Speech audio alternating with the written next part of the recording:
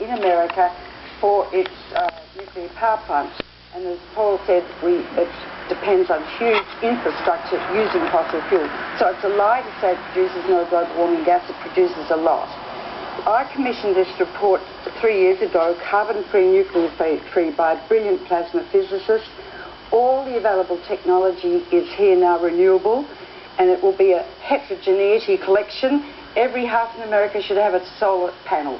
Every parking lot should have a solar panel. Plug your electric car in, power it up, drive it home.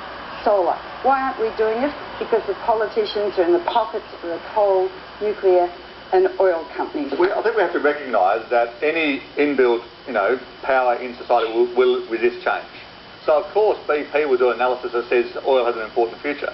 And it's not like an attack on their credibility, it's just a personal sense that we all resist change. Now the reality is that we are going to see enormously disruptive technologies come through in algae, in solar, in a whole range of areas that will actually change the shape of the energy industry. I mean, the big thing we need to crack is a way of storing electricity, because unless we have a major way of storing electricity, then renewables become a very limited use because of that. I mean, solar is great, but it's not a great deal of use on the coldest nights of the year in the northern parts. That's wrong. Look, that was certainly true for some areas, but solar thermal with molten salt storage, for example, there are significant sized power stations now being built with storage. So that's a problem to overcome. But it can be overcome, and we have to have faith in the technology to develop. I'm sorry, but what I would suggest is that the same people who want to judge nuclear power on the 1960s plants that are, even today, standing up reasonably well to the most extraordinary natural disasters, believe the most extremely starry-eyed statements about future renewables. Some of these things might work. Most of them probably won't, and it's folly to argue that a proven technology should be turned aside on behalf of these what mostly will be pipe-dream. Hold on, Nick, what do the markets want? Well, I think what the markets want is stability and a smooth transition to a low-carbon energy source. And I think one of the things we're probably not going to get that. Yeah, we're going to see it's been very bumpy. We know now that high oil prices do destroy growth. I mean, we've seen that in the last recession. We're probably going to see it now. Our economists have reduced their growth forecast this year because of the levels we've reached now.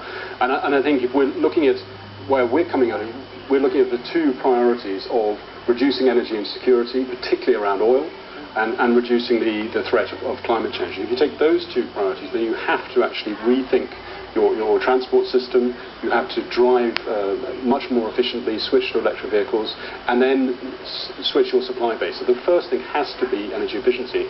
And I am still amazed at how governments have not picked up this, even with oil prices where they are now. So this book recommends $40 per.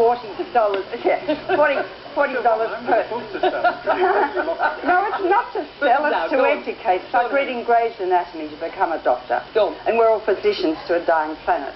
We've got to stop burning coal right now. It's a huge source of CO2. We mustn't have nuclear power, which will inevitably create either epidemics of disease like we've never seen before, and nuclear war, or we all get terribly hot and die, and all the forests die and the like. We've got to have economic growth. What are we talking about? Killing ourselves for money? This is crazy. We don't think like that in medicine. Well, I don't care if they agree. Very short break here, and we will have a chance after this to put some of your questions, viewers, and indeed questions from the audience to our panel of experts. We'll be back after this.